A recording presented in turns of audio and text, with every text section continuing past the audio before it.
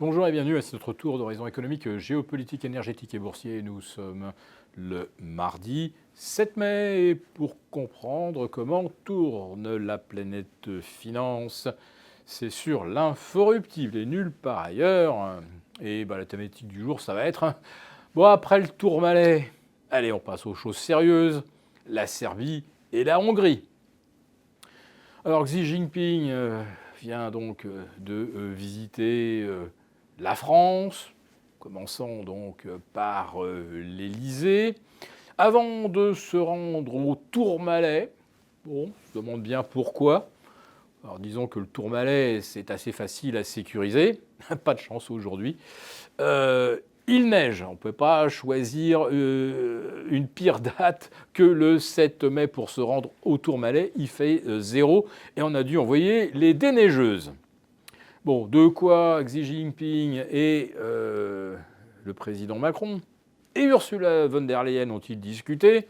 De rien qui fasse plaisir véritablement aux dirigeants chinois. On lui demande de ne pas livrer d'armes à la Russie. Il ne le fait pas.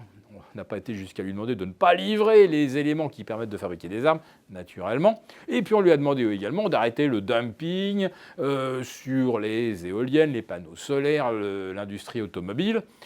Il faut dire que l'Europe faisait quand même partie d'une grande mansuétude et d'une grande ouverture aux produits chinois. Ouais, mais ça a complètement anéanti l'industrie européenne des panneaux photovoltaïques. La dernière entreprise qui en produisait en France a mis la clé sous la porte. En Allemagne, c'est pareil. Et pour l'éolien, il reste plus que Siemens. Bon, après la France et une étape gastronomique au sommet du Tourmalet, eh bien, Xi Jinping va se rendre en Serbie et en Hongrie. Et là, il sera effectivement question de contrat, car vous avez compris que Xi Jinping a quitté la France sans avoir signé de grands projets avec des groupes français. C'est quand même une sorte de forme d'échec quand on sait qu'en revanche, Viktor Orban et le Premier ministre serbe, eux, attendent la Chine et ses grands patrons pour des projets de développement qui vont évidemment avoir des répercussions en termes de création d'emplois et de croissance.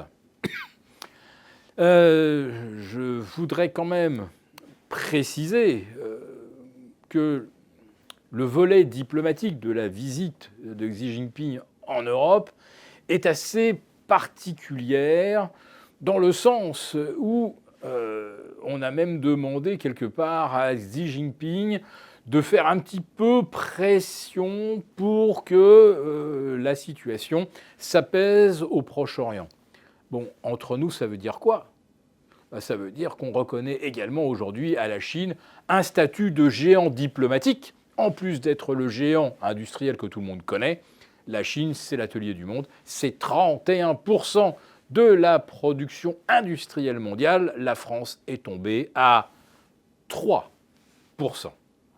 Et la France a de plus en plus de mal à s'appuyer sur son tissu de PME, de PMI, ou pour nous, qui nous intéressons à la finance, sur son tissu de small et mid cap.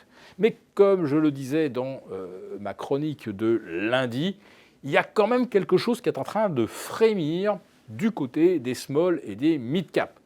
Bon, vous le savez, elles ont largement surperformé le CAC 40 depuis, on va dire, la mi-avril, où les grandes capitalisations ont perdu entre 0,5 et 1%, tandis que les mid-cap en prenaient plus de 2. Alors, il y a quelques secteurs qui commencent à émerger. Je vous disais hier, on voit revenir du fin fond des abysses des titres comme Emeis, on a vu Atos bien remonter avant de rebaisser un tout petit peu, on a vu également Imerys, Alten remonter, et on voit également maintenant des valeurs comme McPhy, oui, la thématique de l'hydrogène, avec des titres qui ont perdu 90-95% de leur valeur en l'espace de 3 ans, et qui aujourd'hui commencent à retrouver quelques supporters.